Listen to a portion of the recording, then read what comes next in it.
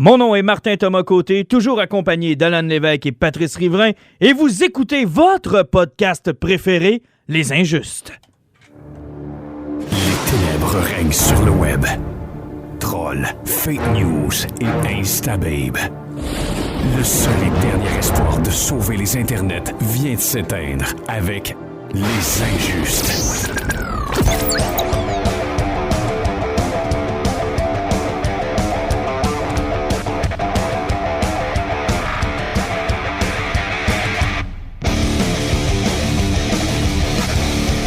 Hey, déjà dans le temps des fêtes et probablement le dernier podcast avant la sortie de Star Wars épisode 8 The Last Jedi, est-ce que je sens de la nervosité, de la fébrilité dans l'air, messieurs? Oui, un peu, là. Il reste environ 9 jours avec ça, 9 petits jours? À peu près. Au moment où on enregistre, là, il reste une semaine et demie. Pat, t'as l'air complètement fini. Bon, j'irai le voir un jour, on en parlera après. Faut expliquer aux auditeurs que Pat est dans le commerce au détail. Et le mois de décembre, dans le commerce au détail, pour l'avoir déjà vécu dans une autre vie, Pat, c'est vraiment pas facile. Je te vois en face, là, et j'ai de bons souvenirs qui me reviennent en mémoire. Ouais. C'est de la zombification. Et évidemment, ça va être comme ça encore. Écoute, vous avez un rush on peut dire quasiment jusqu'à la fin du mois de décembre, là. Ça s'arrête pas, là. Je dirais même là début janvier aussi. Non, début janvier, les retours. Les retours, puis souvent il y a des ventes juste après là, qui sont complètement débiles. Là, effectivement, fait que tu vas avoir encore... Bon, écoute, il faut foncer à cette heure que c'est commencé. Tranquillement, pas vite, les gens garnissent leur sapin de beaux cadeaux. Et éventuellement, on aura le temps d'aller voir Star Wars The Last Jedi. J'en profite pour vous dire qu'on fera une émission spéciale. On s'est mis d'accord tout à l'heure. Faire un podcast uniquement sur le sujet parce que je pense qu'on va en avoir long à dire. Plus le temps passe, plus les bandes annonces passent à la télé, plus on voit des images, plus on entend parler de choses, plus on a l'impression que ce sera un 2 heures et quelques bien décortiqué. En fait, ça va nous prendre à peu près le temps du film pour le décortiquer image par image. Oui, il y a des fortes chances, effectivement. C'est pour ça qu'on va faire une heure spéciale là-dessus. Là, donc, Bon, on va essayer de décortiquer à peu près tout ce qu'il va y avoir à dire. Aujourd'hui, on va en profiter aussi pour parler de Justice League. On l'a enfin tous vu, tout le monde. On a donné le temps à pas mal tous nos auditeurs de le voir aussi. On va vous livrer nos impressions. J'ai l'impression aussi qu'on va se battre. Donc, ce sera peut-être une première au podcast où Pat devra peut-être séparer moi et Alan parce qu'on va assurément se battre. Je regardais le groupe interne qu'on s'est fait puis les différentes discussions qu'on a eues sur Justice League, puis sincèrement, on n'est pas d'accord. Fait que ça va être de toute beauté tout à l'heure, manquez pas ça. Dans nos Speed Force News, on a beaucoup de choses. On vous parlera aussi de notre poison de la semaine. Et on commence ça immédiatement avec nos Speed Force News. See, madness, as you know, is like gravity. All it takes is a little push. Les Injustes.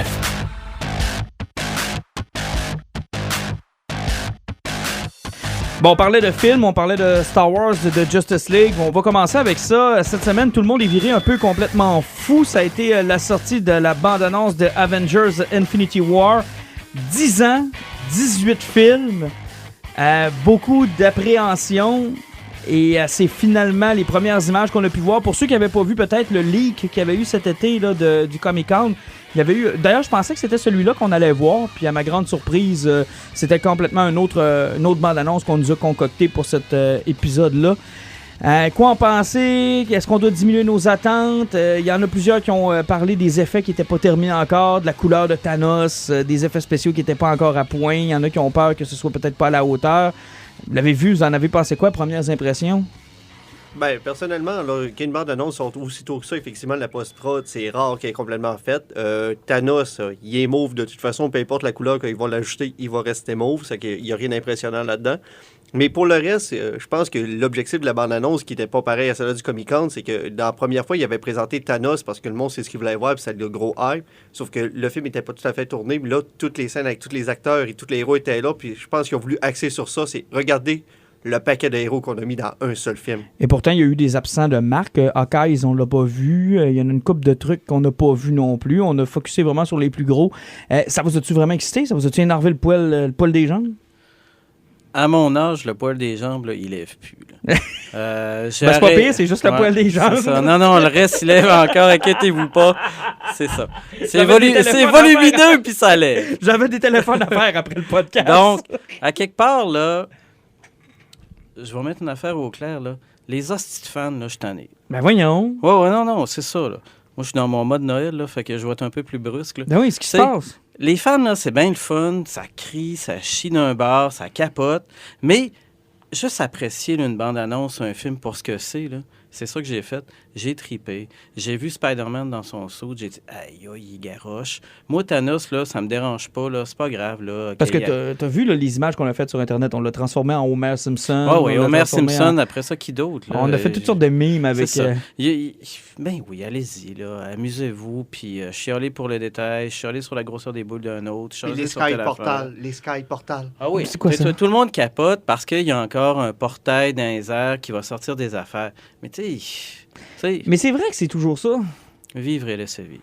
Ouais, OK. Mais, outre mesure, t'as apprécié la bande-annonce? Oui, j'ai apprécié la bande-annonce. Je pourrais la réécouter une autre fois, tout ça. Mais moi, je suis pas fou des bandes-annonces, là. Je me souviens même pas, c'est peut-être mon cerveau qui était off, là, qui avait eu un leak cet été. Fait que, imaginez comment est-ce que je suis mêlé, là. Mais ça, c'est pas grave. Mais va ça avec veut dire que l'âge. doublement la surprise quand t'as vu les images. Ah oui, tout oui, simplement. moi j'étais content, puis j'ai même des fois tendance à pas y regarder les bandes annonces. OK. Fait que là, on se lance, là, puis c'est correct, puis ça va être le fun. Mais il y a eu un buzz qu'on peut qualifier d'exceptionnel. Là. Le nombre de vues qu'ils sont allés chercher en une journée, c'est c'est hallucinant. C'est là. magistral, là. C'est hallucinant ce qu'ils ont fait cette semaine. Là. Écoute, là. On parle de 280 millions dans les 24 premières heures. Ben, ça veut dire, ben, regarde, ça a été tellement gros qu'il y avait une deuxième bande-annonce qui était attendue le jour d'après. C'était Jurassic World 2. Ils l'ont même pas sorti.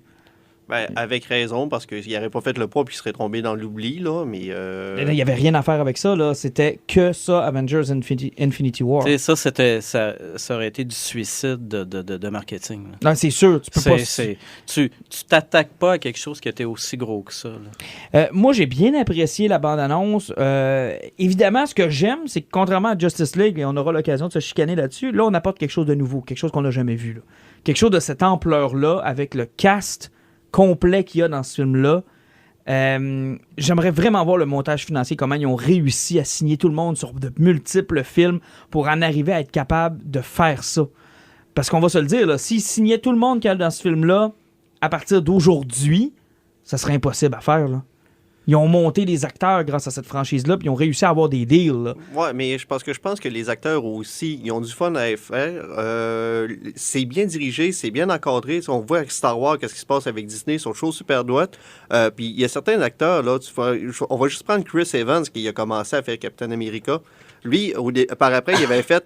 Je vais continuer à faire ça avec Disney parce que maintenant, je peux permettre de faire d'autres rôles, je peux permettre de faire d'autres choses. Puis c'est grâce à la visibilité qu'ils m'ont donnée. Ça fait qu'il y a beaucoup d'acteurs qui sont reconnaissants parce qu'il y a combien d'acteurs qui ont une deuxième chance grâce à Ah oui, Marvel? mais c'est quand même un coup de maître d'avoir signé tout le monde pour des multiples films, puis s'assurer que ça soit faisable. Oui, puis il y avait tous à la base, dans les premiers films, des contrats à long terme. C'est ça. Puis il était sûrement avec des clauses pour permettre Ben de oui, il était renégocier attaché, des là. trucs comme ça, mais il n'y avait pas le choix nécessairement d'être là. Parce qu'en dehors de ça, pour être un peu dans une business qui ressemble aux médias, tu sais, si tu n'attaches pas ton monde dès le départ puis que tu prends pas une chance que tu puisses arriver à ça, c'est impossible. Là. Si tu signes Robert Downey Jr. aujourd'hui pour ce film-là, à la valeur qu'il vaut, à lui tout seul, il prend le budget. Là. C'est Ben terminé. oui, là. puis tu pourrais pas réussir à aller te chercher... Scarlett Johansson. C'est ça, exactement. Nomme-les T'sais- Chris Evans, nomme-les Mark Ruffalo. Mark Ruffalo est quand même dans des films oscarisés. Là, pour aller chercher ce monde-là, ça coûte de l'argent. Là. C'était à quelque part, là, c'était visionnaire en tabarnouche d'avoir réussi à signer tout ce beau monde-là,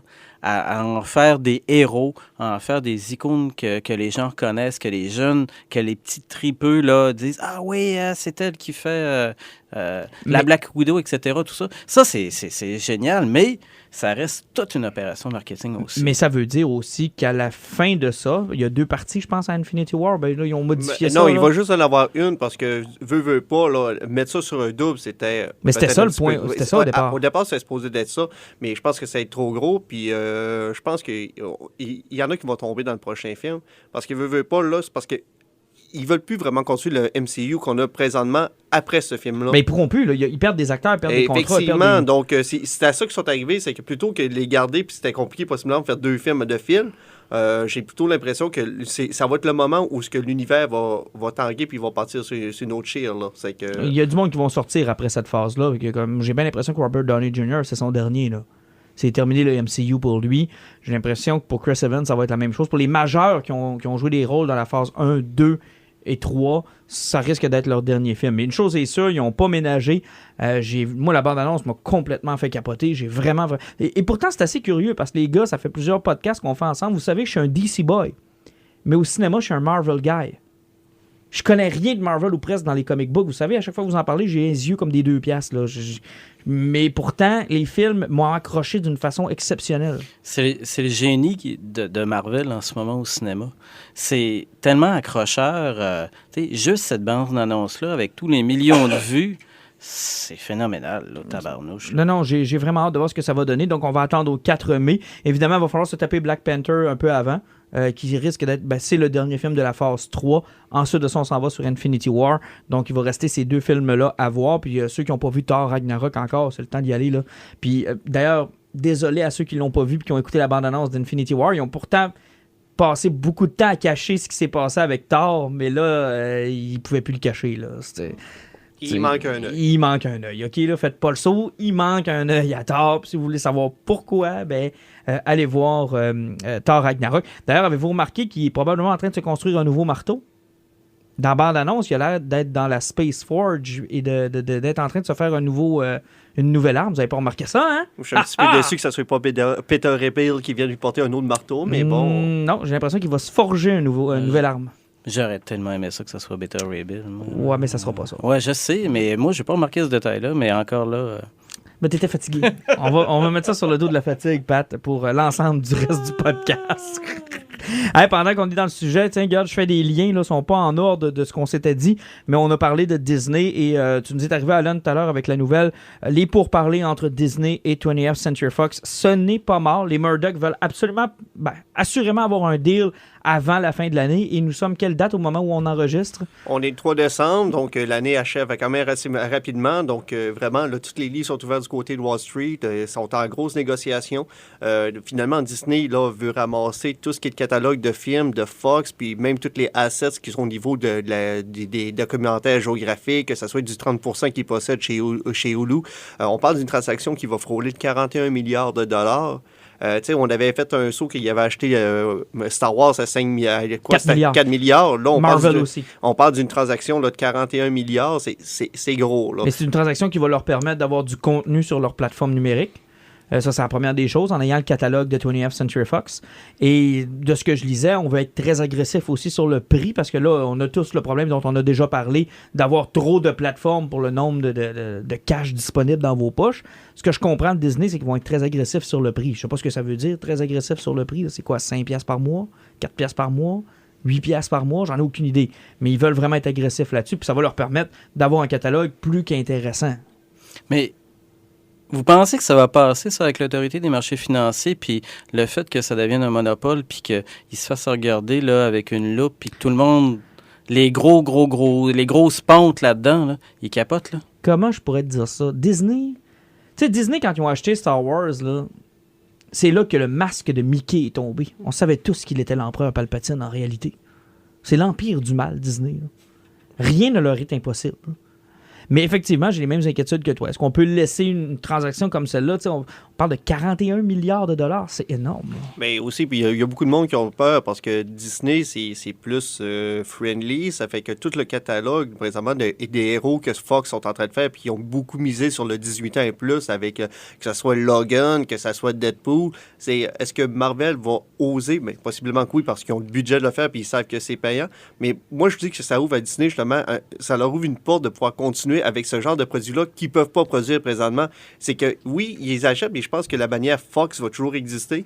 Puis, ça va devenir comme finalement un sideline. Ça va devenir un sideline où ils vont pas sortir des produits qui sont différents. Puis, mais je pense que Fox, ils n'ont plus d'identité aussi. Ça fait à peu près comme Warner. C'est du monde qui se cherche, puis ils tirent les projets, ils tirent les réalisateurs, ils ne comprennent pas, mais je pense que le cinéma a besoin d'un... Mais Pat va peut-être se souvenir de ça. Disney sont un peu les nouveaux blockbusters. Ouais. Dans le temps où Blockbuster était la propriété de Mormon, tu te rappelles-tu? Ouais, où on arrivait dans les studios de cinéma et on disait, bon, ben, regarde, ce film-là, c'est correct, mais si c'est telle scène, on veut pas ça dans ton film. Puis le studio disait, ben oui, mais non, ça va être là. Ouais, si c'est là, je le loue pas. Puis si je le loue pas, ton film, c'est un flop. Fait que, enlève-les. Ouais, mais Blockbuster, c'est mort aussi. C'est mort. C'est mort, mais j'ai Sauf l'impression que Disney a que- remplacé cette espèce de chevalier de la moralité. Là. Parce que là, on regarde juste les assets qui sont dans le gros hype là, de Fox, mais c'est toute la concentration des médias, là, tous les journaux, là, tout ce qui tourne autour là, de Fox News, toutes ces affaires-là. C'est ça qui pèse dans l'autre balance qu'on parle pas. Si on regarde un peu ce qui s'est fait au Canada dans ce genre de méga transactions, peut-être aussi que ça vient avec une obligation de liquider certains assets. Là. Tu sais, ça peut être, on accepte la transaction, mais vous allez vous débarrasser justement d'une partie de vos chaînes de télé, ou vous allez vous débarrasser d'une partie de vos journaux, ou vous allez devoir vendre une telle autre partie de la... Tu sais, je sais pas comment ça va s'articuler. Mais pour Disney, ils vont gagner sur deux fronts. D'abord, ils vont récupérer ce qu'ils ont perdu dans la transaction de Star Wars, parce que, contrairement à ce que bien des gens pensent, ils n'ont pas les droits de distribution de Star Wars. Épisode 1, 2, 3, 4, 5, 6 ne peuvent pas y sortir. C'est Fox qui y sort. C'est eux autres qui font l'argent sur la vente de DVD puis la vente de Blu-ray. Disney fait pas une scène avec ça. Donc, la fameuse version originale inaltérée, là, Disney ne peuvent pas la sortir. Donc, ils vont récupérer ça. Et du côté de Marvel, j'ai pas besoin de vous expliquer qu'ils vont récupérer l'ensemble des licences qui ont été vendues par Stan Lee dans le début des années 90. Donc, les X-Men, les Deadpool de ce monde, les Fantastic Four. Que ça soit Ghost Rider aussi et compagnie. Là, donc, oui. Bon, c'est ça. Les seuls qui vont leur manquer, c'est Spider-Man encore. Mais Spider-Man, je pense qu'ils l'ont revolé à Sony de façon très discrète. Il là. couche avec Sony. Ouais. On va dire ça comme ça. Mais donc, on va surveiller ça dans les prochaines semaines. Ça risque de bouger, puis ça risque d'être très, très, très intéressant. Tiens, on va faire un lien avec Marvel. Vous voulez me parler d'Alex Alonso. C'est qui ça? Il mange quoi dans la vie, puis pourquoi on en parle? Alex Alonso, c'était l'éditeur en chef chez Marvel depuis quoi? C'était pas Quesada? Non, ben lui, ça fait longtemps qu'il est plus là. Alors, hein. Pat vient de me lancer des couteaux dans ses yeux. Pat, voyons. S'il y avait 2 couteaux dans les yeux à Pat, j'étais mort là. Là. Hey, OK, moi dans ma tête, c'est encore Quesada qui était là. Il était là pour bâtir Marvel après la faillite de la fin des années 90. On va lui donner ça. Quesada, il a fait une belle job pendant un bout de temps, mais Alonso, lui, il était là depuis 2011. Ça faisait quand même pas super long. Ça faisait longtemps que je lisais plus de Marvel. Sauf que si je vais juste faire un petit round-up des main events qui ont sorti sur Alonso, puis là, tu vas comprendre peut-être pourquoi il est parti. Avenger vs X-Men. OK, on s'est tout endormi. Age of Ultron. Okay. C'était lui, ça? Death of Wolverine. C'est quelle mauvaise idée. Le petit virus extraterrestre que tu veux Wolverine, c'est génial. Ouais. Puis il est devenu comme une genre de statue, là. Secret War, je sais pas pourquoi, il en avait sorti une en 2002, je sais pas pourquoi il l'avait ressorti là. Civil War 2. Ça a été une catastrophe, alors que le premier était tellement bon. Effectivement, et on va parler du pire, ce qui est fait que possiblement qui est parti, Secret Empire, Captain America, Agent of Hydra. Ça, je l'ai vu passer régulièrement. C'est quoi qui s'est passé avec Captain America? Dans le fond, on réalisait qu'il était un Hydra depuis tout ce temps-là? Ouais, effectivement, là, c'était comme Captain America, depuis le début, il était comme avec les nazis, puis Hydra, donc il était infiltré là-dedans. Quand ça sortit, à la fin du premier numéro, il y a eu un backlash qui était total. Les ventes se sont écroulées et Marvel s'est fait bâcher dessus pendant 6 mois. Pourtant, c'est un bon plot twist. C'était identique à Bobby Ewing qui sort de la douche. Ce n'était qu'un rêve dans Dallas. Oh, c'est sévère, ça. Tu sais qu'on l'enseigne encore dans les écoles, ça, hein? Moi, c'était clairement ça. Là. Tu peux pas renier des décennies de caractère, de personnification, là, de personnages qui est tellement dévoué à sa nation. Ce que vous me dites, là, c'est que c'était volontaire, c'était vraiment vrai. Parce que moi, ce que j'avais compris, c'est que peut-être qu'il s'était fait brainwasher par Hydra puis qu'il était devenu un agent Hydra. Non, c'est parce que c'était vraiment supposé d'être ça, mais ils sont tellement fait ramasser qu'ils ont fallu qu'ils sortent ça sur la place publique. Ils ont dit, on s'excuse, puis inquiétez-vous pas, on va arranger les choses. OK. Puis là, on s'est rendu compte... Je pense que personne ne va savoir c'est quoi la vraie fin qui était supposée de sortir par rapport à ça, parce qu'ils ont fallu qu'ils revirent de bord parce qu'ils se sont fait ramasser. Là. Donc là, les ventes sont en baisse, puis j'imagine qu'on est en panique. Avec la perte de Michael Brian Bendis, dont on a parlé dans le dernier podcast, là, c'est lui qui claque. Qui le remplace? Là, présentement, c'est M. C.B. Cebulski. Les gens vont le connaître un peu parce qu'il était l'éditeur en chef chez la série Runaways de Brian K. Vaughan, qui a été un grand classique. D'ailleurs, il y a une série qui va sortir, c'est sur Hulu qu'elle va sortir, la série TV de Runaways. Sauf que ce gars-là s'occupait du marketing international chez Disney, ça fait chez Marvel, dans le fond. C'est lui qui vendait les BD en Asie, en France. C'est lui qui va prendre la place présentement. Et puis là, il embarque sur le plan de Marvel. Là, il faut qu'il se redresse. avec l'event qu'on avait fait, qui est présentement, que justement, le Dark Phoenix est en train d'en revenir, le Logan original est revenu. Ils vont essayer d'en rebâtir Marvel. Puis on faut pas se cacher. Il faut qu'ils ramènent leur héros original parce que le monde chiale. Parce que présentement, Marvel a un gros problème. Ils ont remplacé plusieurs de leurs héros sans vouloir être raciste ou n'importe quoi. Ils ont beaucoup misé sur les ennemis. Ils ont remplacé plusieurs de leurs personnages principaux par des femmes. Ils ont essayé de jouer dans safe et dans ce qui était acceptable. Puis je pense que tu peux pas faire ça à un fan. Un fan, c'est fragile. Tu peux pas le bousculer parce que si tu le bouscules, là, c'est comme du verre, tu le casses. Ben, en fait, c'est un peu ce que... C'est drôle, c'est George Takei qui disait ça. Lui qui a joué Sulu dans la série originale de Star Trek. Quand on y avait annoncé, puis on pensait y faire plaisir en y disant que le Sulu de l'univers de Abrams allait être homosexuel. Et George Takei a dit, vous me faites pas plaisir, pourquoi vous brisez ce personnage-là? Il était pas homosexuel, vous n'avez pas besoin de le rendre homosexuel parce que moi, je suis homosexuel. Au lieu de ça, vous auriez dû créer un nouveau personnage qui l'est. T'sais, pourquoi vous vous sentez obligé de devoir défaire ceux qui sont déjà là? Créez-en des nouveaux. C'est un peu la tactique qu'ont utilisée, entre autres, DC Comics quand ils ont voulu commencer à se diversifier. Ils ont ajouté des nouveaux personnages qui sont devenus populaires puis qui sont maintenant d'autres ethnies ou encore des femmes. Ils n'ont pas essayé de changer Bruce Wayne pour Brucette Waynette, là. Oui, mais Marvel est particulièrement frileux avec les nouveaux personnages. Ils se sont cassés la gueule avec tellement de mutants, avec tellement d'X-Men. Écoute, tu penses que c'est pour qui ça se qu'il souvient de Maggot, le gars qui avait comme des espèces de grosses larves. Là, tu parles de tous les mutants qui ont été décimés dans la run de Grant Morrison. Mais il y a un bout à créer plein de nouveaux personnages et surtout, il faut avoir assez de talent pour que ce personnage-là, tu veuilles que tous les fans fous ou les bons fans ou les gentils fans... Mais il faut qu'il attire quelque chose. Il faut qu'il attire de l'intérêt. C'est ça. Donc là, il y a quelqu'un quelque part dans un bureau qui dit, bon, ben on va faire Taurine, puis on va faire... Hulkette. Ben, quoi que She-Hulk, est hot en tabarnouche. Là. OK, je pensais que tu m'avouais, après avoir avoué que ça levait, que tu allais m'avouer en plus que She-Hulk, c'était ton genre. Non, mais She-Hulk... Ça commence à être douteux, Pat, ton affaire. Mais là, je sais pas une consultation gratuite. Pourquoi tu non. On peut appeler Jocelyne Roberts. Si tu veux.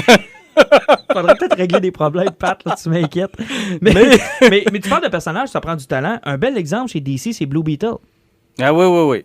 Qui est un excellent exemple de réussite dans ce cas-là. Mais ça, c'est ramener un vieux personnage. Oui, cool. mais dans une ethnie différente. Tout à de fait. Le rendre pas juste « Hey, je suis d'une nouvelle ethnie », mais de le rendre intéressant. Exactement. Puis he matters. Là. Quand tu le vois, tu as l'impression que, tu sais... Oui. Puis son personnage a tellement été fort qu'il a remplacé son ancien personnage dans des BD. Là. Je pense que le meilleur exemple d'une bonne réussite chez Marvel, c'est Miles Morales. Là, le Spider-Man noir. Ouais, le jeune Spider-Man noir, là, qui est contemporain, qui est cool, qui est tripant.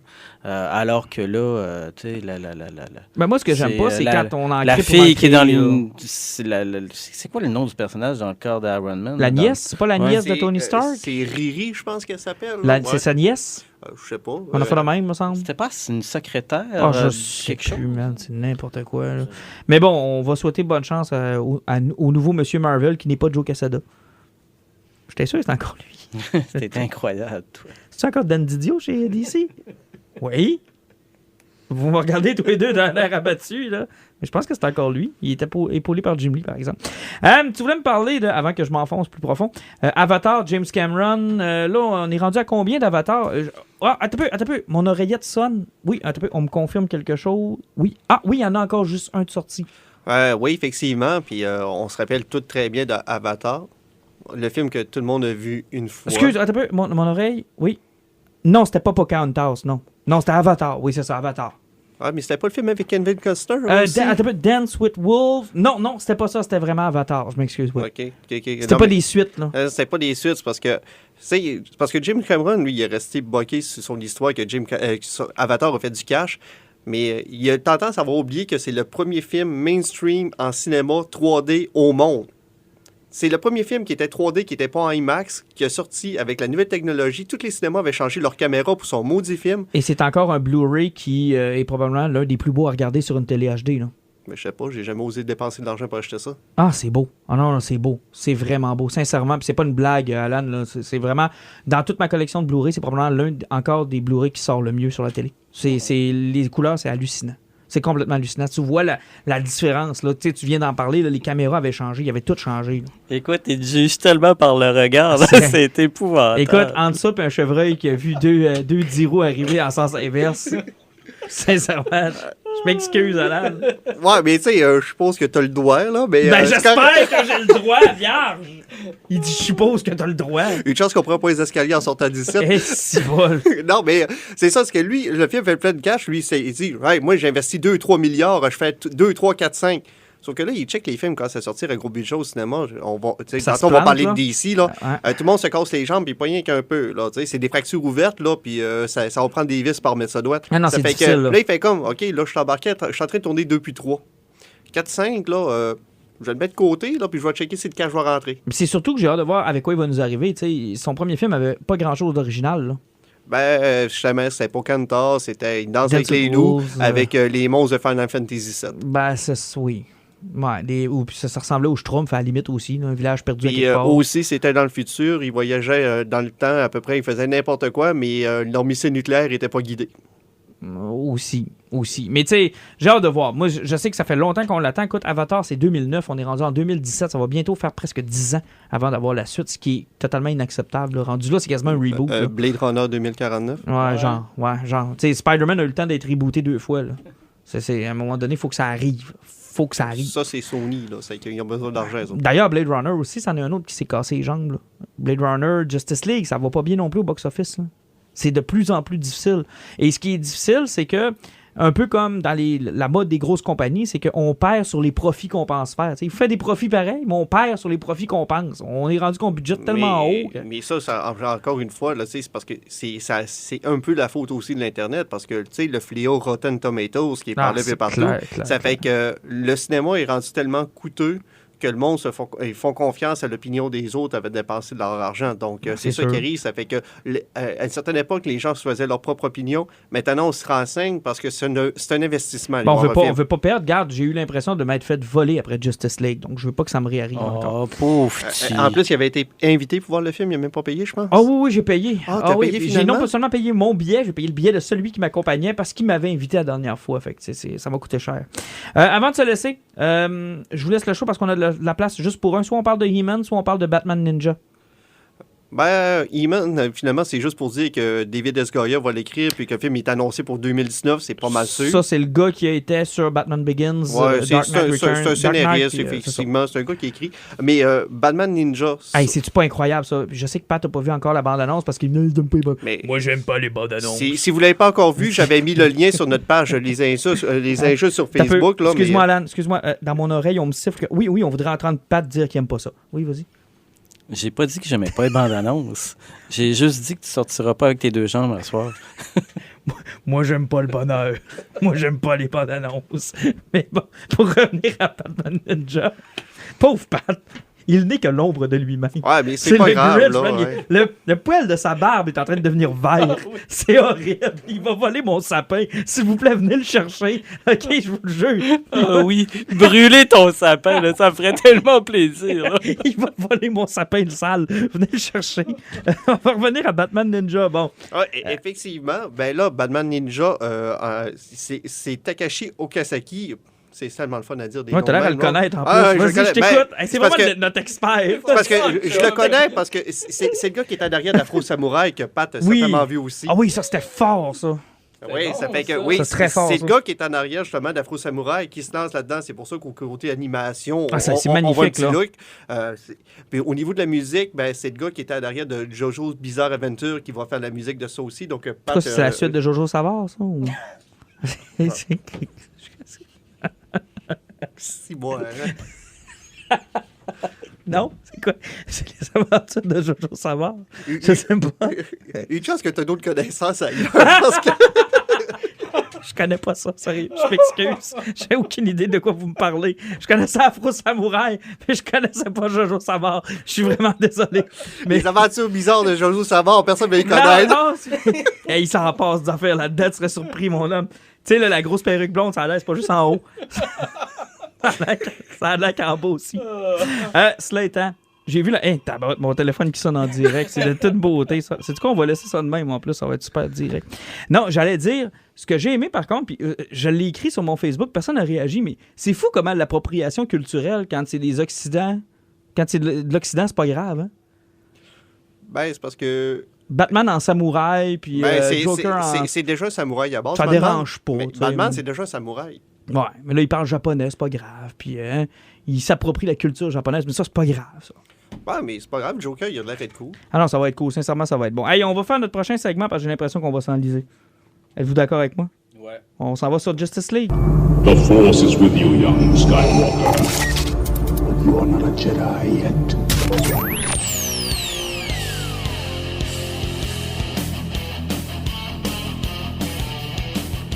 OK, c'est là qu'on drop les mitaines. C'est là qu'on se chicane. On va parler de Justice League. Le nouveau film dans le DC Universe qui était supposé sauver l'Universe. En fait, qui était bien parti avec Wonder Woman. Finalement, je pense qu'on va en rester là. Est-ce que c'est la mort du DCEU? J'ai deux amis avec moi dans le coin droit. Pat Riverain dans le coin gauche. Alan Lévesque. Qui ont aimé Justice League. Et je serai le seul représentant de tous ceux qui ont trouvé que c'était de la pure merde. Messieurs, vous avez vraiment aimé ça? Honnêtement, oui. OK. Si je compare ça aux 3 autres films de Marvel qui sont sortis cette année, là, ben, il les a clenchés. Oh, mais ça, c'est pas correct, ça. Ça, c'est vraiment pas correct, là. T'as une haine contre Spider-Man Homecoming que je ne comprends pas, là. Puis Thor Ragnarok, c'était très bon, là. Guardians of the Galaxy, on peut en discuter. Mais les deux autres, je pense que t'es dans le champ, là. Justice League, c'était de la tout merde. dépend, là. Pour Thor Ragnarok, là, je vais réussir... J'ouvre le débat si je réussis à m'expliquer le personnage de Jeff Goldblum que j'ai pas encore compris. Oui, c'est Jeff Goldblum. Ouais, c'est ça. Oui, mais c'est correct, ça? Ouais, mais C'est juste bon. C'est juste bon, Alan. C'est juste je continue à Jeff dire, Goldblum. j'ai de la misère avec le James Gunn Universe, là. Non, Ouais, ça toi, passe pas cette année, ça passe pas ça. Trop d'humour, trop de... Puis pourtant, Justice League, l'un de ce qu'ils ont essayé de faire pour repartir la franchise du DCEU qui... Hey, en passant, j'ai réécouté Batman v Superman. Là. Puis savez-vous quoi? Fuck les fans. C'était J'avais raison. Ça t'allume, hein? Fuck les fans, c'était bon. Il faut que C'était t'enlèves. bon. Il y a 1h45, il faut que t'enlèves. Ah, même pas. Même pas. Ben oui. C'était bon. Non. Si t'es un hardcore fan, là, puis que t'es pas le kidam qui veut absolument que les super-héros y parlent, là, moi, j'ai trouvé ça très bon. C'est correct. Batman, c'est Batman là-dedans.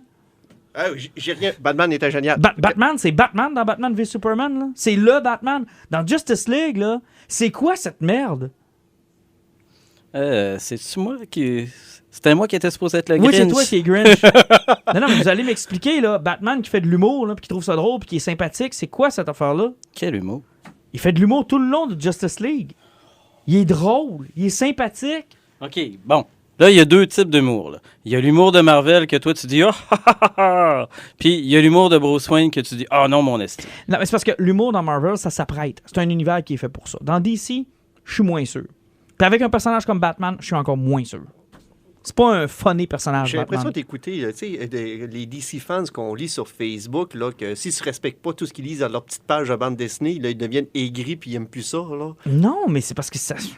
Tu trouves pas que... D'abord, ça m'a... La première chose qui m'est venue en tête quand j'ai vu le film, c'est « What a mess ».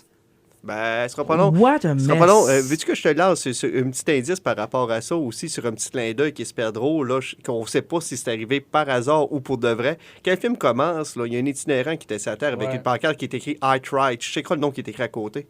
J'ai pas vu. C'est Josh Whedon. Ah ouais? Oui, c'est parce que en même temps qu'il présente le Josh Whedon qui travaillait sur le film, c'est parce que, tu sais...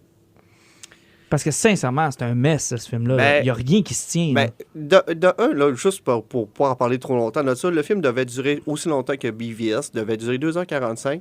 Il était supposé avoir un troisième arc qui était le Dark Superman, qui était supposé de se traîner sur la suite. C'est juste pour te montrer un petit peu qu'est-ce qui a dû être enlevé, là. Non, je comprends. C'est terrible, là. Tout ce côté-là, il a fallu qu'il soit enlevé, là. Mais vous avez pas remarqué aussi la face à Superman, l'espèce de moustache qu'on était supposé pas remarquer? Mais là, c'est des détails. Là. Non, c'est pas des détails. Là, c'est des... Oui, OK. C'est un CGI de merde. Moi, j'étais obsédé par le dessous de son nez ou le dessus de sa lèvre en haut. En tout cas, je m'en calisse. Et c'est rare que je suis obsédé autant par une partie du corps en dehors de Chris Hemsworth. Là. Bon, ça y est. C'est très rare que je suis autant... s'en parle tout le temps. Puis après ça, tu questionnes de ma sexualité. Les abdos de Chris Hemsworth. Donc, écoute, il y a plein d'affaires qui font que les gens en viennent obsédés sur des trucs. Moi, je pense que c'est un excellent sauvetage. Mais c'était pas nécessairement grandiose. C'était pas le film qu'on attendait. Il manque plein d'affaires. Moi, j'ai des trous là que j'ai attendu tout le long à me dire, mais ils vont-tu l'expliquer, ça? Puis ils me l'ont pas expliqué. Mais bon, somme toute, il y a des personnages qui se démarquent énormément. Il y a des scènes de combat, il y a des passes qui sont super cool. Les paradémons, c'est ça que je voulais. Où est Darkseid? Bon, ben... Et ils l'ont complètement évacué en passant. Évacué total. Là. Ils disent, évacué. ils prononcent son nom une seule fois, puis après ça, bon... Puis Steppenwolf, là, c'est pas le...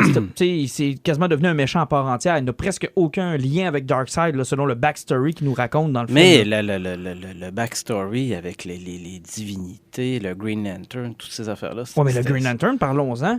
Tant qu'à m'en mettre pour une demi-seconde... Pourquoi vous me l'avez pas inclus, tout simplement, ou vous me l'avez pas amené dans une scène de fin, ou vous ne l'avez pas... Ben, c'est parce que, comme tu sais, le DC Universe, présentement, il est en stand-by. Les chiffres sont pas super bons. Ils savent plus trop ce qu'ils s'en vont. Regarde, présentement, ils n'ont pas présenté Darkseid parce qu'ils savent pas ce qu'ils vont s'en aller, s'il va y avoir un Justice League 2. Ils ne peuvent plus présenter Darkseid. Ils peuvent pas présenter un nouvel acteur qu'ils ont signé parce que tous les films qui étaient déjà signés à base sont tous sur la glace présentement. Tu sais, on parle de films qui sont déjà signés, là. Ça fait que les autres, ils signent plus rien de nouveau. De Flash, il est sur Atlas. Là. Ils ne savent même plus qu'est-ce qu'ils vont faire. Ça va dépendre le cash que là, Aquaman est fait. Aquaman, ça va sortir au mois d'avril, au mois de février. À peu près. Là, lui, il est fait, il est canné. Alors, effectivement, lui, il est canné. C'est le prochain qui sort. Puis il y a Patty Jenkins qui va commencer à tourner Wonder Woman 2 parce que ça, c'est une valeur sûre. Mais sauf que, tu sais, pour revenir sur Justice League, t'écoutes le film, là, puis justement, comme Pat disait, il y a des personnages qui sont super portés. Sérieusement, là, le petit Ezra, là, hein, Flash? J'avais beaucoup d'appréhension. Là, la machine à joke. Là. Toi qui n'aimes pas James Gunn, t'aimes Flash. Ben non, mais c'est parce que le personnage, il l'a emporté d'un côté sympathique et était le fun. C'est parce qu'il y avait moins d'humour pipi caca que dans les humours... C'est parce que c'est sous-développé et ça souffre du fait que avant d'en arriver à Avengers, on en avait combien de films? Ouais, mais sauf que là, ils ont présenté 3 nouveaux personnages dans un film de 2 heures. Déjà que le film était court. Mais tu le vois le problème, là, puis tu trouves quand même ça bon? C'est un mess, là. Il n'y a rien qui se tient dans ce film-là. Là. Absolument rien, là. Je m'excuse, là, mais soyons honnêtes, les gars, là. Comparez, mettons, produit pour produit, là. Comparez Avengers en 2012 à Justice League. Avez-vous l'impression que Justice League est meilleur? Ben, ils n'ont pas le même backbone. Ben, c'est supposé être équivalent, là. Il serait supposé être aussi bon. Pour le DCU, c'est supposé être le gros événement, là. Il n'est pas aussi bon. Le problème, là, c'est les foutues comparaisons. Ben oui, mais c'est normal que ça soit Parce là. que ça vient gossant, la comparaison. C'est comme, là, si on reprend notre conversation qu'on a eue dans un autre podcast, là, c'est comme Patrick Sénécal, là, il doit en avoir son fucking de vierge de temps de se faire dire « T'es notre Stephen King ». Non, je comprends. OK, mais c'est pareil. Ouais, mais c'est pareil, parce que l'affaire, là, le spectacle là, du film de super-héros que tu vas voir, là, l'appréciation, là, ben, si tu décroches puis t'arrêtes de comparer, là, il va y avoir des affaires que tu vas apprécier. Arrêtons de comparer d'abord, là, parce que là, vous ne voulez pas me donner raison. Superman, je vais vous donner un point positif qui m'en amène un négatif. Superman, pour la première fois de ma vie, j'ai vraiment eu l'impression que c'était Superman. C'est probablement la plus belle représentation de Superman que j'ai vue à l'écran. Sérieusement, moi, tu sais, là, on va embarquer malheureusement dans les spoilers, mais le film, ça fait 1 semaine et demie qu'il est sorti, donc... quand il ramène, là, hein, puis que tu le vois faire face au... C'est du overpower qui est en avant de lui. Il y a du monde qui sont vraiment, vraiment forts. Tu sais, t'as Wonder Woman, t'as Aquaman, puis t'as Cyborg qui saute dessus. Puis, tu sais, t'as The Flash qui essaie d'aller le prendre par en arrière. Ben, c'est une des plus belles scènes, ça. Pendant qu'il retient les 3, là, t'as The Flash qui passe, puis là, c'est ultra ralenti, mais il se tourne même pas la tête. Tu vois bien que son œil bougeait plus vite que The Flash, puis le dévirer, puis le regarder, puis le Flash fait comme... je suis dans la merde. Mais là, tu fais comme, OK, là, Superman, je commence à le reconnaître. C'était le Superman des comics. C'était la première fois que je voyais d'abord qui était un peu naïf, joyeux, pas torturé, pas dépressif comme on l'a vu dans Man of Steel ou qu'on l'a vu dans Batman v Superman. Ça n'a aucun bon sens. Amenez-y une corde quelqu'un, là. Il était affreusement dépressif, puis même dans le combat de la fin, là, tu sais, quand tout le monde est en train de se faire torcher par Steppenwolf, t'as Superman qui arrive, puis il fait comme, les gars, c'est beau, je vais m'en occuper, puis il a sourire d'en face. Le gars, il est en train de détruire le monde, puis Superman arrive, il fait comme, il n'y en a pas de problème, je vais le torcher. Ah, quand il traîne le building, ça m'a fait rire. Quand il fait son combat, là, pour juste envoyer promener Zack Snyder solide, il est en train de se battre contre Steppenwolf. Il pousse au bout de ses bras, il fait comme, attendez 15 secondes, j'entends des civils, il faut que j'aille les sauver. Merci, Joss Whedon, merci. C'est Superman. C'est vraiment la plus belle représentation cinématographique de Superman que j'ai vue. Oui, moi, c'est un personnage que j'ai jamais aimé, Superman. Il est trop godly, il est trop tout. Et là, tu m'amènes à mon point négatif. Et là, il était super génial. Oui, mais c'est encore une fois, comme dans tous ceux qui ont à écrire Superman ou à amener Superman, t'as toujours le même problème. Un Deus Ex Machina sur 2 pattes. Oui, mais c'est ça, Superman. Oui, mais ça me gosse. Ça a toujours été ça. Et C'est ça me ça d'un gossera BD. toujours. C'est le personnage, Superman. Mais c'est Deus Ex Machina. T'as un problème, Superman. Parce que Ben là- le film, là, résume-le comme ça. Ils ont un problème avec Steppenwolf. Solution, Superman. Mais c'est parce que... C'est quoi que tu voulais écrire d'autre, là? Je sais T'sais, pas. Qu'est-ce que tu voulais, là? Qu'ils sortent soudainement là, une machine à les cloner, puis qu'elle allait avoir une armée de justiciers? Je sais pas comment on aurait pu amener à. T'as pas faire de un meilleur film. solution, là. Je sais, mais c'est toujours ça. Tu grognes sans solutionner. Je n'ai une solution. Stick to the plan. Ton plan, c'était Darkseid. Ton plan, c'était d'y aller tranquillement, pas vite. Ton plan, c'était d'introduire les personnages, de t'assurer qu'il y ait une bonne chimie. Au lieu de ça, t'as évacué Darkseid, t'as bousculé du monde, t'as ramené de l'humour parce que tu t'es fait dire que c'était pas assez drôle. En fait, t'as écouté tout le monde, sauf Stick to the plan. Ouais, mais je vais donner un mérite au film. C'est la première fois de ma vie que Aquaman, je le déteste pas. Oui, ouais, OK, oui. Jason Momoa, sérieusement, pour le personnage quand il Mais avait j'en sorti voulais le premier plus. match, il y a 2 ans, où ce qu'on avait dit, qu'est-ce qu'il fait là, il était le fun. Mais j'en comme voulais personnage. plus. Quand il arrive dans Atlantide puis il rencontre Mera, Mais ça, ils l'ont expliqué, c'est parce que, tu sais, qu'il représente Mera, c'est parce que tout ça est expliqué dans son film. Son film était déjà tourné avant que Justice League sorte. je ça fait comprends, que- mais le conflit à côté de moi, il a rien compris. Là. Il s'est dit, c'est quoi le rapport? Pourquoi il est pas vraiment là? Il fait pas partie d'Atlantide? Mais non, Et mais tu- c'est ça, c'est parce que, sérieusement, dans la chronologie, je pense que Aquaman aurait dû sortir avant Justice League. Mais je pense puis que oui. ça aurait mieux expliqué son personnage qui était là. C'est comme ça, c'est une grosse gaffe d'une certaine façon, mais ils ont trop voulu rusher pour le temps des fêtes Justice League. Puis sans compter qu'avec les problèmes de production qu'il y a eu. Mais tu sais, de Flash, puis même de Cyborg, qu'on avait beaucoup d'appréhension, il était correct, le personnage.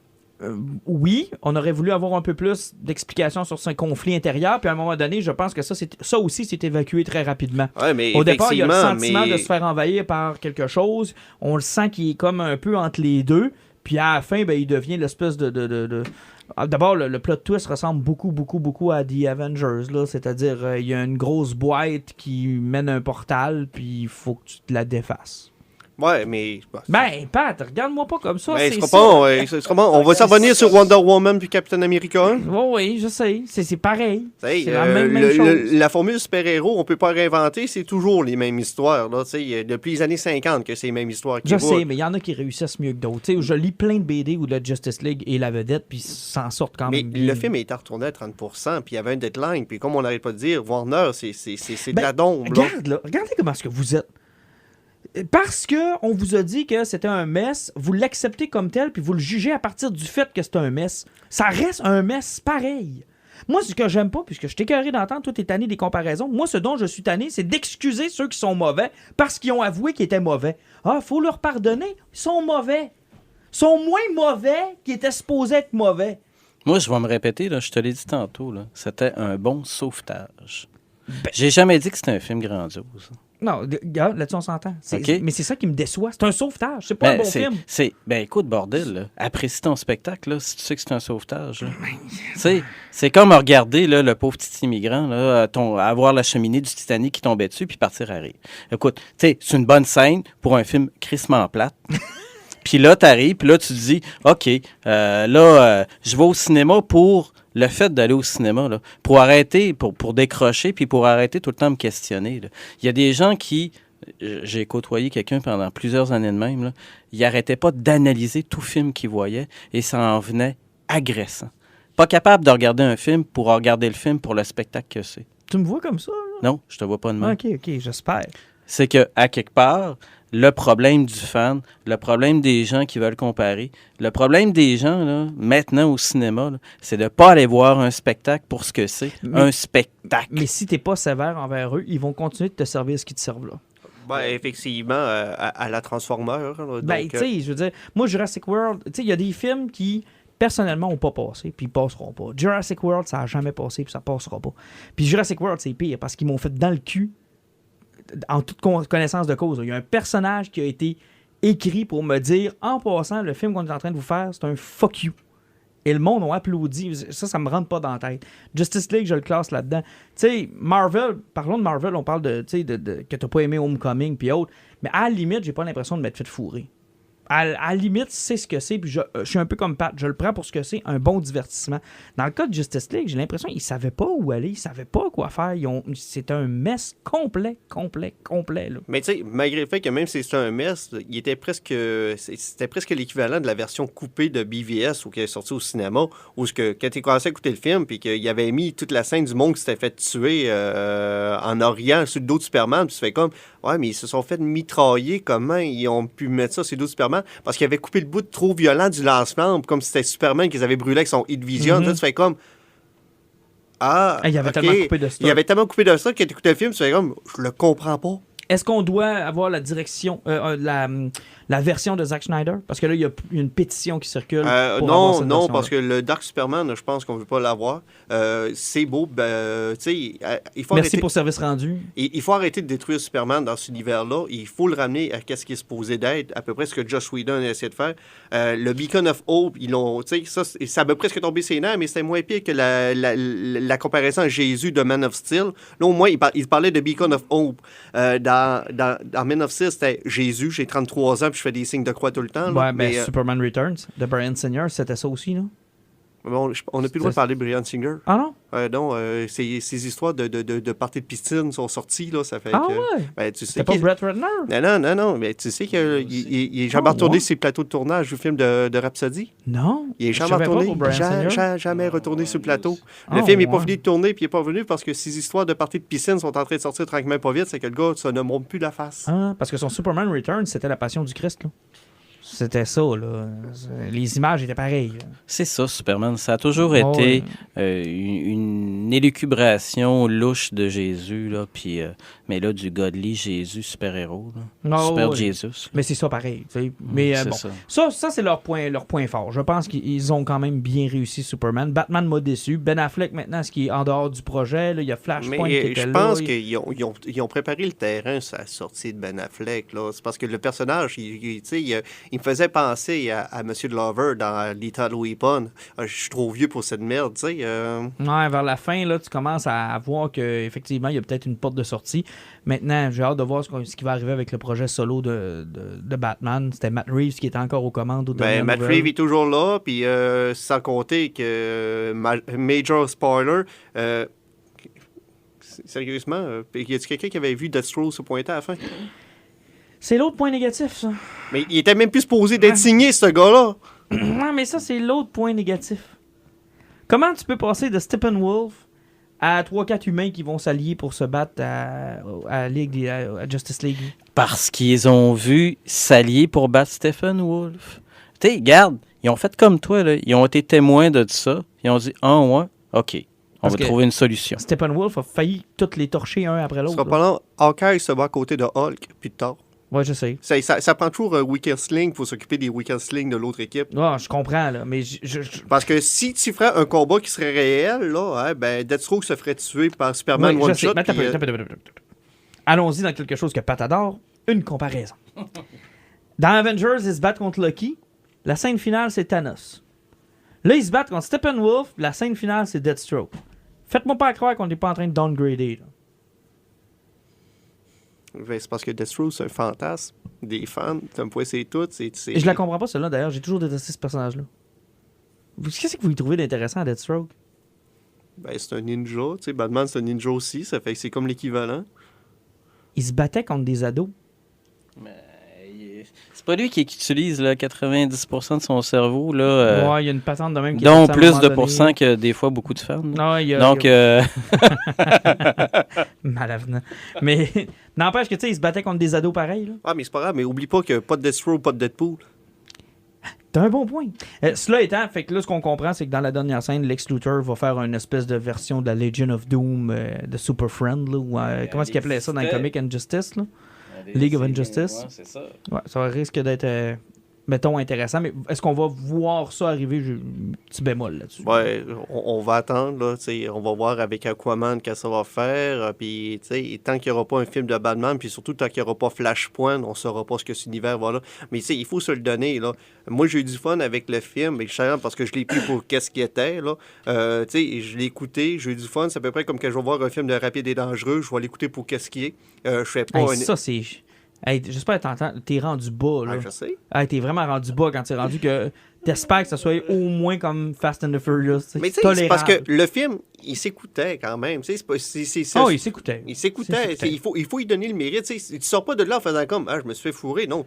Tu as eu des bons moments, puis le film s'écoutait bien. Mais c'est ça qui arrive, là. C'est parce que, oui, il y a eu beaucoup de rattrapage. Ils ont fait quelque chose qui était quand même le fun à regarder. Puis il faut essayer de lâcher le côté négatif, puis, parce qu'il ne faut pas espérer que cet univers-là va se refaire du jour au lendemain, parce qu'ils sont embarqués là-dedans, puis ça va être long avant qu'ils le refassent. Ça va être très, très, très long. J'ai hâte maintenant de voir la suite des choses. Au box-office, ça n'a pas super bien été. Je sais qu'on attendait les chiffres. Et on verra dans le temps, comme disaient nos parents. Les injustes. C'est qui, ça?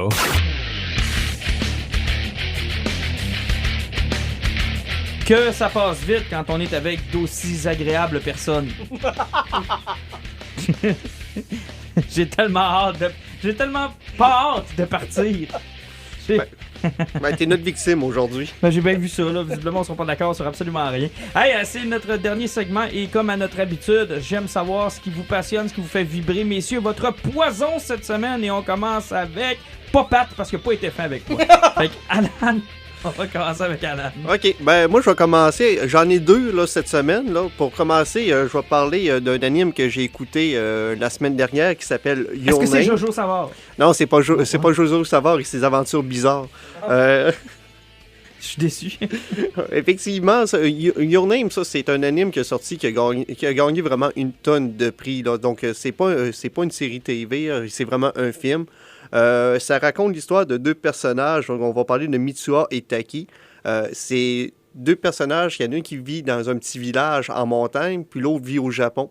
Sauf qu'une fois de temps en temps, ils se réveillent le lendemain, puis le monde font comme « Hier, t'étais bizarre. » Puis ils font comme « Je me rappelle pas de ma journée. » Jusqu'au temps que les deux se rendent compte qu'ils changent de corps une fois de temps en temps durant la nuit. Oh. Ça fait que là, il y a une relation qui se crée entre les deux personnes parce qu'il faut qu'ils apprennent à vivre avec le corps de l'autre une fois de temps en temps. Il faut qu'ils vivent une continuité avec Effectivement, ça fait que, ils se laissent des notes sur leur cellulaire pour savoir qu'est-ce que tu as fait la veille, puis tout, puis ils se mêlent les vies amoureuses d'un autre, d'un bord puis de l'autre. C'est super sympathique à ce niveau-là, jusqu'au temps qu'ils se rendent compte qu'elle essaie d'en retrouver la fille, qu'elle n'existe plus. Son village a été détruit par une météorite au-dessus de 3 ans. Fait qu'elle a changé de corps avec qui? Avec la fille, mais sauf que toute la base de cet anime-là part du fait que le gars s'était fait donner un petit bracelet qui est tissé à la main. Ça fait que là, on embarque sur le fil de la vie, le fil du temps, le fil de l'amitié, le fil de l'amour. Ça fait que c'est vraiment quelque chose qui est tissé là-dessus, sur comment les deux vont réussir à s'en sortir, puis qu'est-ce qu'ils vont découvrir par rapport à ça. C'est un anime qui est vraiment magnifique, c'est super bien fait. Puis au niveau émotif, là, il faut s'attendre à verser quelques larmes. Mais ça fait-tu longtemps que c'est sorti? Ou? Ça vient tout juste de sortir, ça fait à peine un mois, là, donc c'était super, super attendu. Là. C'est sorti de la part de Funimation, on est capable de le trouver un petit peu partout, sinon sur Amazon, mais je pense que même dans les boutiques ici, on est capable de l'avoir. Mais même moi, je pense que je l'avais acheté chez Best Buy, ça fait que, juste pour dire qu'on peut le trouver n'importe où. C'est vraiment un gros must, c'est quelque chose qui vaut à peine d'être vu, super agréable. OK. Mon deuxième poison, c'est une BD que j'étais tombé par hasard dessus. Je m'étais risqué de la commander. Ça s'appelle Batman de Dark Prince Charming, qui a été écrit par Enrico Marini. Je sais que Pat connaît un peu plus l'auteur. C'est qui ce gars-là, Pat? C'est le gars qui avait travaillé sur Scorpio, sur l'Étoile du désert. C'est un BDiste européen là, qui a fait des trucs vraiment, vraiment splendides chez Dargo. Okay. Y compris Les Aigles de Rome. Ouais. C'est que là, DC l'a approché pour sortir une BD, je pense, qui est publiée par Dargo et DC. OK, donc c'est une collaboration entre les deux. C'est vraiment une collaboration. C'est une belle BD hardcover qui va sortir en 2 parties. En quelque sorte, ça raconte l'histoire de Batman qui est contre un Joker qui est plus cinglé que jamais. Puis Joker cherche un moyen de réussir à faire tomber Batman jusqu'au temps qu'il y a une petite madame qui sort en faisant comme Bruce Wayne, t'es le père de ma fille. Ouais. Et là, Là, le Joker fait comme, ouh, j'ai comme une chance de faire chier Batman solide. Je peux kidnapper sa fille. Ah non, je l'ai lu ce matin. Je me suis procuré la bande dessinée à ton conseil et j'ai vraiment, vraiment trippé. D'abord, ce que j'aime, c'est que vous n'avez pas besoin d'avoir de continuité. Donc, n'importe qui peut lire ça. Vous n'êtes pas un fan de DC Comics, vous n'êtes pas un fan de Batman, vous n'avez pas lu les 350 000 numéros qui précèdent Batman, vous allez comprendre. Vous avez juste besoin de savoir qui est le Joker, qui est Batman, qui est Harley Quinn à la limite. Et vous êtes correct. Et vous entrez complètement dans une histoire vraiment hallucinante. Les dessins sont magnifiques, sincèrement. Magnifique. La folie du Joker est incroyable. Là, c'est vraiment quelque chose qui est super agréable. Puis, tu sais, en plus, comme j'avais déjà parlé dans des podcasts précédents, c'est le côté de Batman que j'aime, qui est beaucoup plus humain, qui est moins méta-humain. Là. Donc, on est dans une histoire qui est beaucoup plus terre-à-terre, puis on parle pas d'une histoire de super-héros. Là. Non, il n'y a pas de Sky Portal, puis il n'y a pas d'extraterrestre. Effectivement, puis il y a personne qui est 20 fois plus fort que lui physiquement dans le combat. Tu sais, c'est vraiment quelque chose qui est très terre-à-terre, puis ça s'amène sur quelque chose qui est super intéressant. Non, c'est une excellente histoire. Je l'ai lu ce matin. En fait, je l'ai dévoré ce matin. J'aurais bien aimé m'en garder un peu, puis même que on était à se poser la question tout à l'heure, quand est-ce que la deuxième partie va sortir, parce que ça nous laisse vraiment sur un cliffhanger. Oui, effectivement. Bien, inquiète-toi pas, je vais surveiller sortie pour te le commander dès que ça sort. Oui, ça va me le prendre, parce que j'ai eu de la difficulté à le trouver. Puis ça, c'est la patente un petit peu dole, là, c'est qu'il n'est pas facile à trouver. Il est vraiment pas facile à trouver, mais surveiller, là, peut-être qu'éventuellement, ça va être un peu plus facile. Je sais que sur eBay, il y en avait. Là, vous allez peut-être le payer un peu plus cher, par contre. Oui, mais d'habitude, quand il y a un hardcover qui sort d'ici, ils sont toujours bons pour leur sortir en softcover une couple de mois après. Oui, puis sinon, il y en aura une version française, assurément. La version française arrive en janvier, là, je pense. Ah, OK, donc ça sera disponible dans les différentes librairies. Hey, merci, Alan. Donc, votre poison, Monsieur Riverain?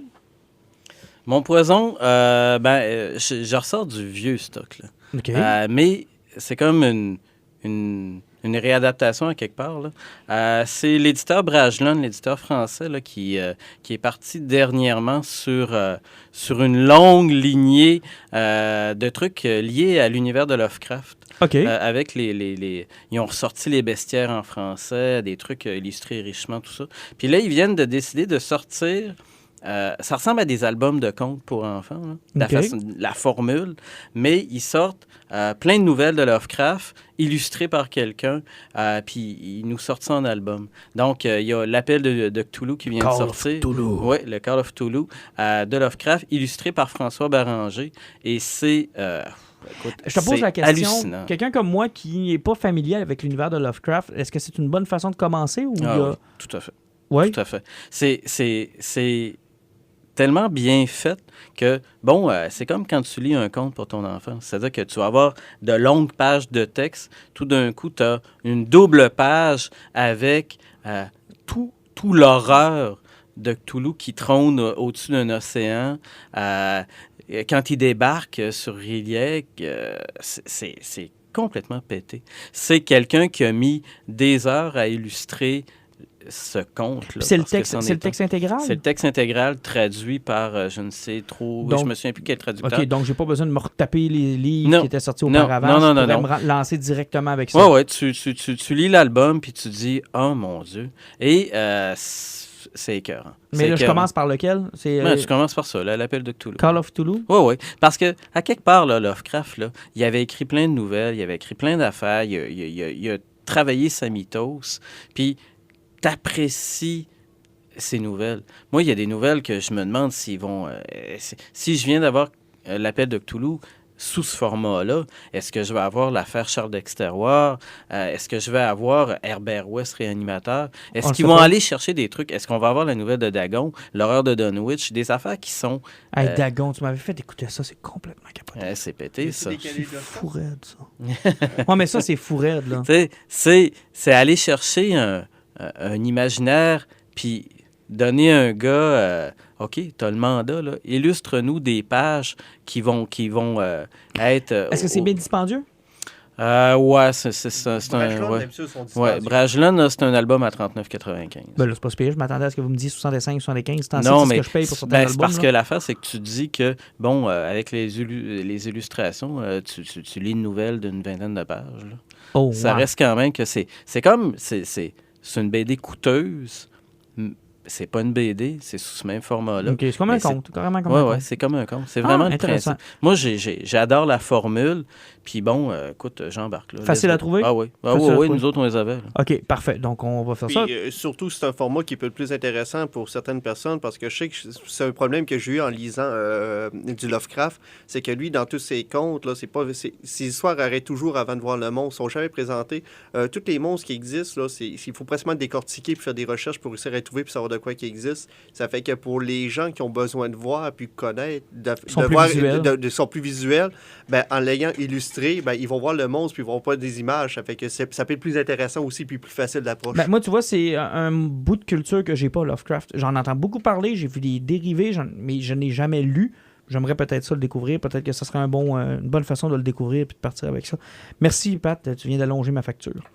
Je vais y aller et je vais terminer avec Mon Poison à moi. C'est disponible sur Netflix. Donc, si vous êtes abonné à Netflix, vous pouvez dès maintenant le visionner. C'est l'excellent documentaire sur Man on the Moon, le film sur Andy Kaufman qui mettait en vedette Jim Carrey. Ils ont fait un documentaire qui s'appelle Jim and Andy.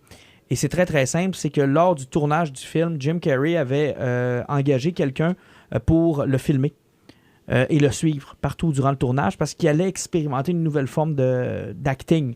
En fait, il allait pousser ce qu'on appelle le method acting à sa limite.